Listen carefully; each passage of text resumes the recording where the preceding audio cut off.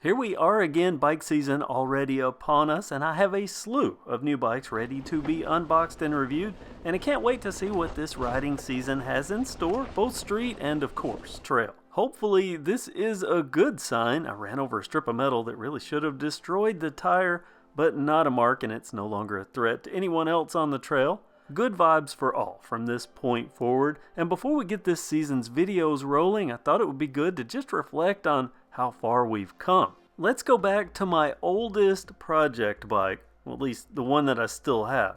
My oldest, as you know, Project XR, my beloved modified Mongoose XR Pro, was sadly stolen last year. Interestingly, and how time flies, I did not realize Project XR would have just turned 5 years old, which is just crazy. I also didn't realize that only a month separated that build from my very next project bike, Project X, my modified Hyper Carbon X. A bike that would become my workhorse and favorite trail bike up until Project Comp V2 encroached on its title, along with the other great bikes that dropped in 2020 and, well, beyond, bikes that have really changed things and changed for the good. I say change with an asterisk though, because look at this Carbon X and think about this for just a second. In 2 days, this bike itself in its factory form will be 5 years old. People have always yapped about big box bikes being behind, quote, modern standards.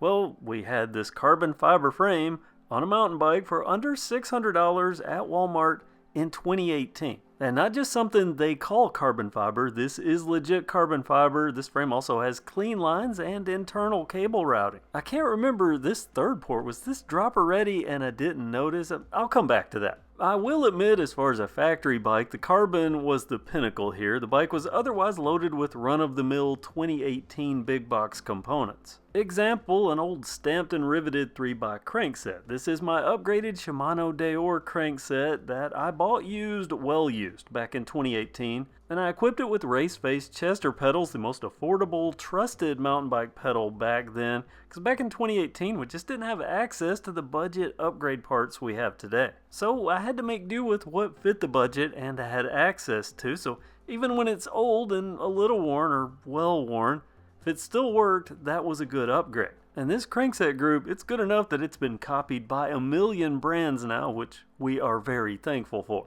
Another thing that has changed since 2018 is the bike shops. They were telling me you couldn't upgrade Walmart bikes. Well, this and the XR Pro, two bikes that proved that not only is it certainly possible, but possible in a big way, to make a big difference. And I would argue that sometimes these bikes might be even more upgradable than some local bike shop bikes. For instance, this bike was originally equipped with 26-inch wheels, but I quickly realized it felt to me like this frame was designed for 27.5, which I tried, and years of enjoyment later, yep, it works. Which was a good thing considering I was able to buy these Weinmann U28 wheel sets. They were the best cheap option back then. And they weren't really cheap by what would come standards, but I used to buy a lot of these. As a matter of fact, I would borrow them off this bike and then replace them.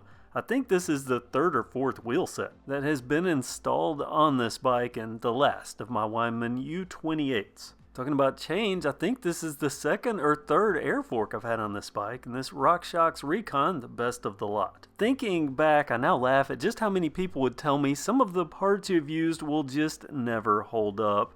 Like these Ace Kit Jessica handlebars. 5 years and gosh knows how many trail miles, 2 to 3 sets of tires worth. They're still holding up. And I'll loan this bike out now. I've seen people take jumps on it and it's still together. Imagine that. And how about this? The original stem and headset. This came on the bike working like a champ today, just like it did back in 2018.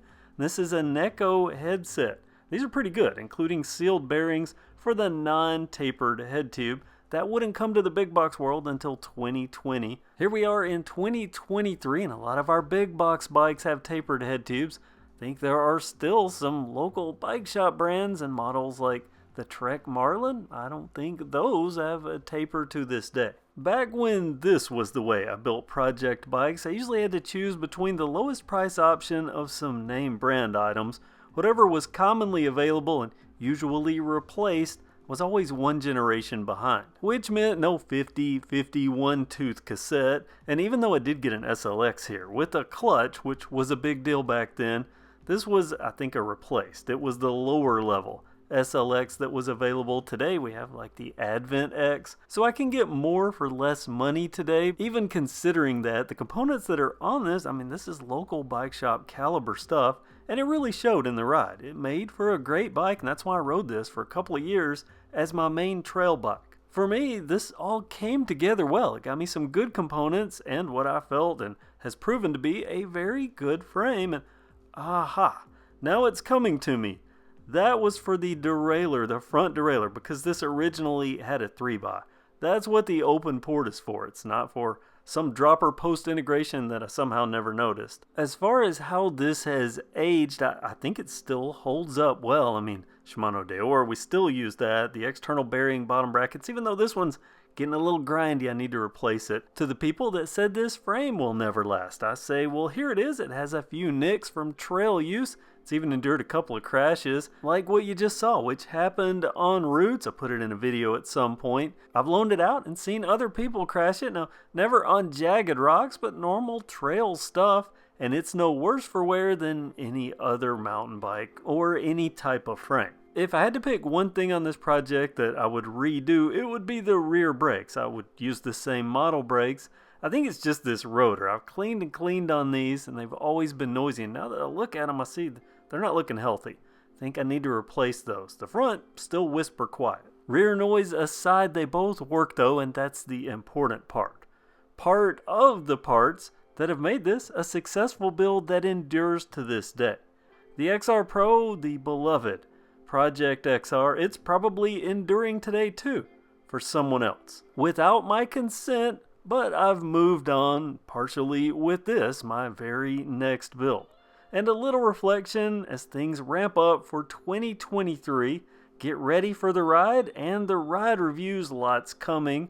A lot pushed to 2024. Many brands have pushed their mountain bikes to 2024, but I think there's going to be enough for 2023 to make it another great year for mountain biking and another great year of content here on KevCentral. That's today's video. Be sure to let me know if you were happy to see Project X again, and can you believe it's been so long since this was built?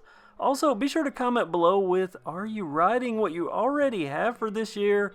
Are you buying something new for 2023? Or are you holding out for even more bikes to come out, maybe in 2024, something like that?